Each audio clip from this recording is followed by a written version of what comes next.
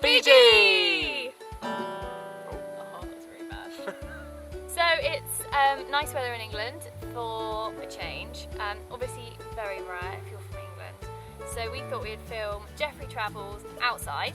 We absolutely loved Fiji. It was probably our favourite place of the entire trip. Definitely. We were only there for 10 days, but if you're over that side of the world, guys, you've got to go, and for longer than 10 days, please, you'll never be bored.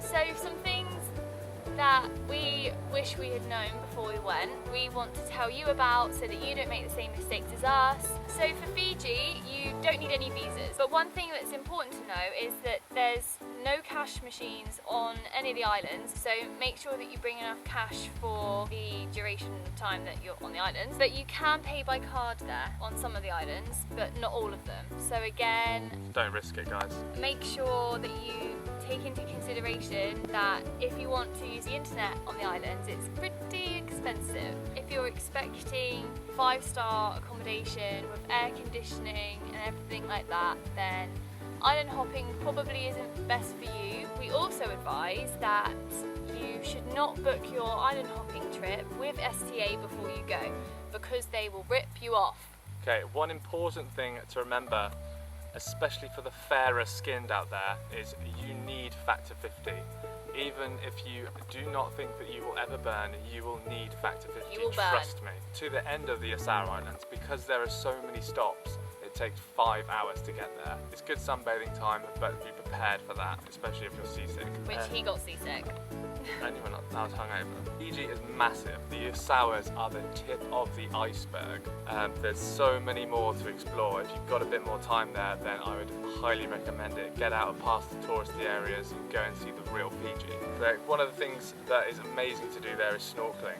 Bring your own and to make the most of it. We brought our own and we used them so much, not just in Fiji but the rest of the trip as well. When you go to Fiji, remember that you're on Fiji time, no rushing, it's a relaxed life. When you're booking, you need to take into consideration the coconut system. Like if you've looked at it, you will know about the coconut system. It's the equivalent of stars. You need to get your head around it. It's 1 coconut is the worst, 3 coconuts is the best. But we found, if you're backpacking and used to the sort of grimy conditions, 1 coconut is fine. Lastly, I want to tell you, go in the right season. So, for instance, depending on what you want to do, there's manta ray season from May to October. We ended up there in cyclone season. Luckily, we were closer to mainland, so we managed to get evacuated. Just bear it in mind when you're booking your trip. Okay, so we're going to talk to you about transport around Fiji. If you pre-book your hostel before you go, the hostel that you're staying at will give you a free taxi ride to their accommodation. But take into consideration the Fiji time. We were waiting probably 45 minutes for the transport to the hostel. They're just chilled about it, but they will pick you up, just wait. You get to the islands on the Asawa Flyer. Big yellow boat, can't miss it. But sit on the top of the boat. You'll get worse if you sit on the bottom because everyone else is throwing up around you. And it's not a nice place to be. So we did a 6-night, 7-day trip, and we started off in Nadi, went all the way up to the top to Safe Landing Resort, which was lovely. Then we went to Barefoot, which I have to say was our favourite, mainly because of the drink. And then our last one was South Sea, but that was when the cyclone hit. It wasn't a nice experience, but a lovely island still. Things to do and see when you're in Fiji.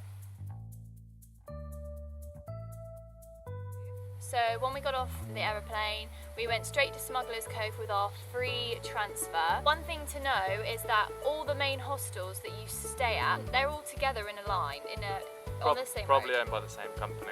So I'm pretty sure they'll all be the same and they'll all be nice. But pre-book it because it's about half the price on the internet as you'll pay actually in the hostel. It's got free internet, which is really good, so you can use up your last bit of internet before you go to the islands.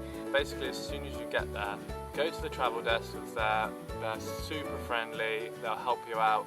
You will want to go to the islands immediately, so just book it immediately when you get there. As soon as we got to Smugglers Cove, we sat down with the travel agent and she booked up our 6-night, 7-day tour to the islands, and what she did was she gave us open tickets, so every time we got back on the boat we could tell the travel agents on the boat, okay, well the next island we want to go to is etc., and then we would then get off at whichever island we wanted. You don't always get the one you want to go at, but you'll get a good island. Or you can just book up the islands immediately with your travel agent if you know which ones you want to go to. When you're still on mainland waiting to go out your amazing island hopping trip, they do entertainment every night, and if you've done any research into Fiji you will know about kava. You will experience this in Fiji, it's great. It is made from water and what is It's it? like the roots of a pepper tree. The roots of it, and it tastes like that. Peppery water. Got to do it when you're there. If you leave Fiji without tasting kava, you haven't been to Fiji. Okay, so the morning you get up early, go out, you get taken out to the port. This is all included in the price, and then you get on the boat, and like we said, we were sat on the boat for 4.5 hours, but it's worth the wait. We would recommend going to the top and then coming back down. So the first place that we went was Safe Landing. We personally loved Safe Landing. The people were so nice. Shout out to Biss. We've got a really nice vibe there because there's a village on that island and all the villagers work there, and it's all like a big community. It's such a nice feeling. But then the accommodation isn't as good as the other islands. So our next stop was Barefoot, Woohoo! our favourite island of the trip. So Barefoot's more of a resort feel than a village feel. The accommodation is really good there. But one thing to know is that we stayed in the one coconut dorms, and the one coconut ones were probably better because they had mosquito nets. Like their toilets are better, but then You just use their toilets. No, we didn't do that, but apparently you can.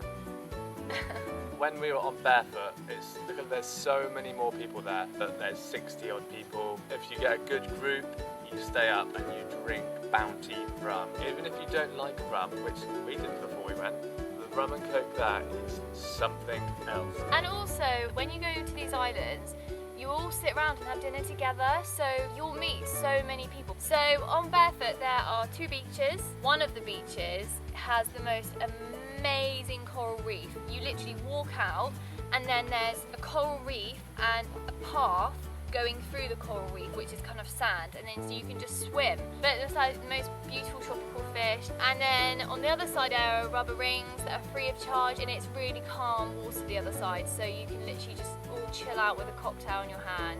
You can't sit on a beach in Fiji, it is impossible. It's still hot in the water. I mean, it's like sitting in a bath, but it's bearable and you can do it. We also went on a snorkel trip when we were in Barefoot, which was really cool because our guide obviously was Fijian. He had lived on the islands for a very long time, so he was very knowledgeable about all the fish that lived there. You can also go diving on Barefoot because they've got a little dive shack, and if you haven't done diving before, you can always do an intro dive, which is for a really reasonable price. Yeah, we really wish we'd done it there. From there you can hire kayaks, which is great fun. There's loads of little bays around. We went off with 2 guys that we met the night before, and we had a beach to ourselves. Could have got naked, but we didn't. That would be weird because Yeah. there was 3 guys and you. So we also want to make sure we mention Joey. She's the most amazing lady ever. She works on Barefoot. She got me drunk a lot. She got. So next we're on to South Sea. So South Sea is when, one, I was very hungover, so I did not enjoy the extremely choppy ride of this incoming cyclone. And when we got there, it just tipped it down with rain, and we were told that we were going to get evacuated at 7 AM the next day. Not the best of experiences, but South Sea is lovely. It's like this tiny little island that you could literally walk around in 2 minutes, which is one of the reasons why we had to be evacuated, because I think I think it got washed away. like the staff there were really lovely. Again, we didn't get to know anyone half as well as the other islands, but it has a swimming pool, which is cool, and apparently the reef there is amazing. Again, really gutted because we had to leave. But when we were on that island, we met a load of people who were just starting out their island hopping, and because the cyclone had hit, the Yasawa flyer It didn't get any further than I think the next 2 islands on from where we were. Yeah, these girls couldn't even do their trip because they couldn't get to the island. So the good islands that we didn't manage to get to. First one is Manta Ray. This is one that you will have to pay extra for. The accommodation is available in 2 coconut. The food is 3 coconut, so you have to pay a bit extra for the food. Over between May and October, you was guaranteed to see manta rays. Another really good island that we heard lots of good things about was Beachcomber. This is considered the party island of the Asawa group. Really good accommodation, really nice staff, and just a generally nice island. Octopus is another one that you'll have to pay a little bit more for, but that also looks really nice. We heard good things about that. Blue Lagoon, nicest accommodation is, the nicest food. I think you even get sorbet in between meals. Islands that we didn't hear that great things about. Eco resorts, again, we didn't go there, so this isn't coming from us, but we heard some bad things about the food not being fed enough, the staff and the accommodation.